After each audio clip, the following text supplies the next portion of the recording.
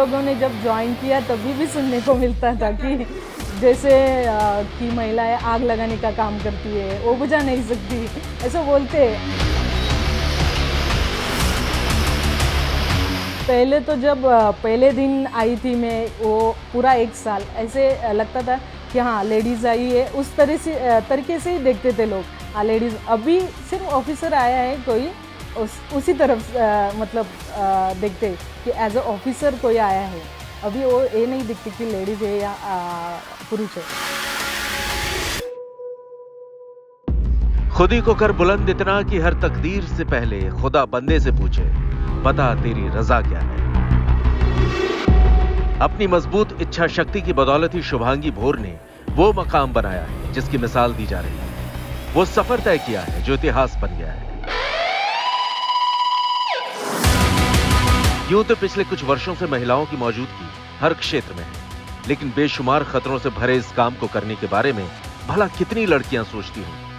हर दिन एक नई चुनौती का सामना और अक्सर जान की बाजी लगाने जैसे हालात। शायद इसलिए अरसे तक महिलाओं को फायर ब्रिगेड की टीम के लिए ठीक नहीं माना गया, लेकिन पुरुषों के वर्चस्व वाले इस काम में शुभांगी भोर जैसी महिलाओं की मौजूदगी नए हिंदुस्तान की पहचान है।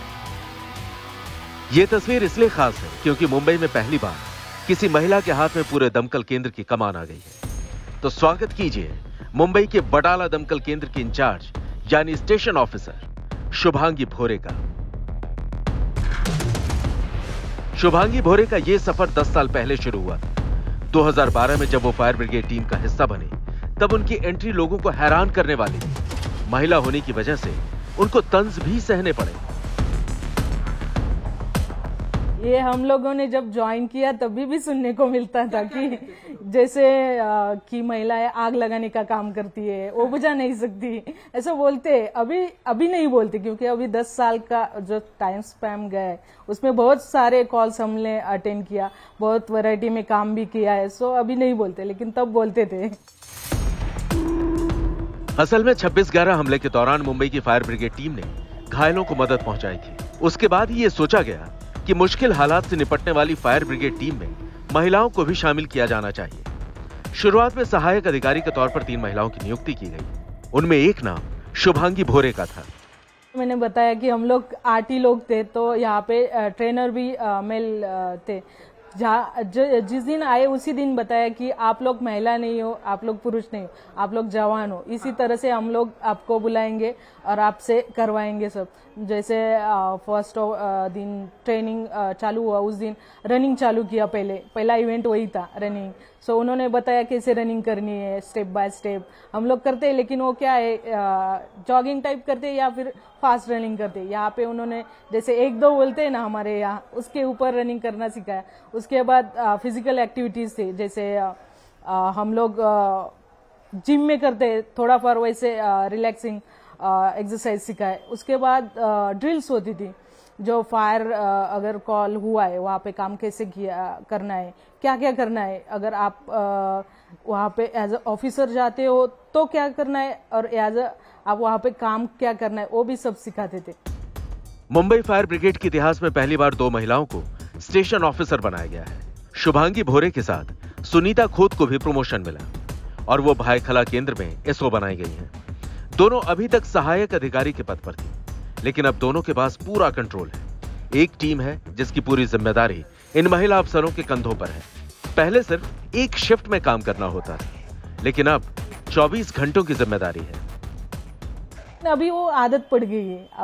अभी तो प्रमोशन हुआ है मेरा, वो तो 24 आवर्स है, वो अभी आदत नहीं पड़ी है क्योंकि 10 साल बहुत बड़े है। वो 8 आवर्स में काम किया है, अभी 24 में करना है, तो बड़ा चैलेंज है।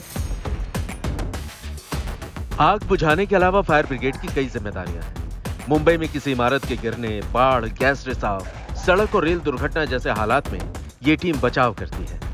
अब बटाला इलाके में जब कभी ऐसे हालात होंगे तो शुभांगी भोरे उस ऑपरेशन को लीड करेंगे। सभी फायरमैन और फायर वुमन उनके निर्देश पर काम करेंगे।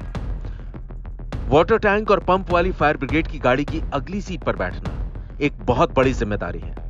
शुभांगी भोरे इस जिम्मेदारी के लिए पूरी तरह तैयार है।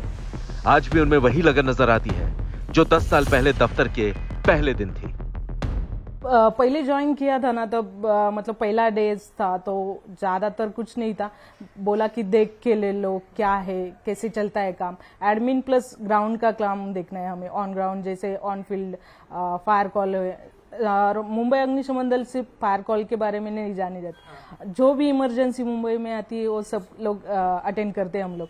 सो पहले दिन तो कोई कॉल मिला नहीं था, कॉल हुआ नहीं था, लेकिन सेकेंड डे पे मैं गई थी कॉल पे। सो फॉल सीलिंग का जैसे बोलते हैं ना वो गिरा था घर का, सो वहाँ पे गई थी, मेरे साथ सीनियर ऑफिसर भी थे लेकिन गई थी मैं वहाँ। पहले हम लोग ज्वाइन किया उस समय 3 शिफ्ट में काम था, जैसे अभी भी है 8 आवर्स में। सो वो हमारे लिए नया था क्योंकि हम लोग सुबह से शाम तक कर सकते, रात को रुकना वो काम पे वो थोड़ा अजीब लगा था।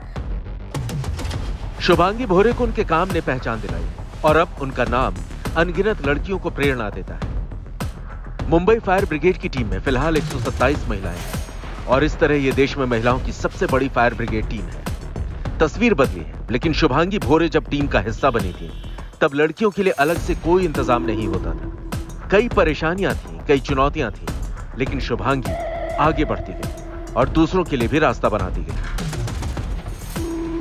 उस समय महिलाएं तो पहले से नहीं थी, तो हम लोगों के लिए जो इंफ्रास्ट्रक्चर है वो कुछ भी नहीं था, जैसे मेल के लिए था सेम वैसे हमारे लिए था, तो हमारे लिए बहुत डिफिकल्टीज थी। महिलाओं की प्रॉब्लम होती थोड़ी अलग, तो सो और डिफिकल्टीज बहुत आती थी। जैसे मैं यहाँ पे हूँ तो यहाँ पे अरेंजमेंट किया हुआ है, लेकिन बाहर जहाँ पे महिला नहीं है वहाँ पे नहीं था, तो वो बाद में हो गया हमारे आने के बाद में, पहले नहीं था, तो डिफिकल्टीज होती थी। मुंबई फायर ब्रिगेड टीम में एंट्री के लिए महिलाओं को कठिन टेस्ट से गुजरना होता है। कम से कम 162 सेंटीमीटर लंबाई और 50 किलो वजन अनिवार्य है, लेकिन इसके साथ ही 4 मिनट में 800 मीटर की रेस पूरी करनी होती है और पीठ पर 45 किलो वजन उठाकर दौड़ना पड़ता है। Long jump, javelin throw, shot put और सीढ़ियां चढ़ने में अपनी ताकत दिखानी होती है। इस तरह इस शानदार टीम का हिस्सा होना आसान बात नहीं है और 1 दशक तक चुनौतियों का सामना करते हुए इस टीम में बने रहना बहुत बड़ी बात है। लेकिन निचले पायदान से शुरू करके एक दिन टीम की कमान अपने हाथ में लेना वाकई शानदार है।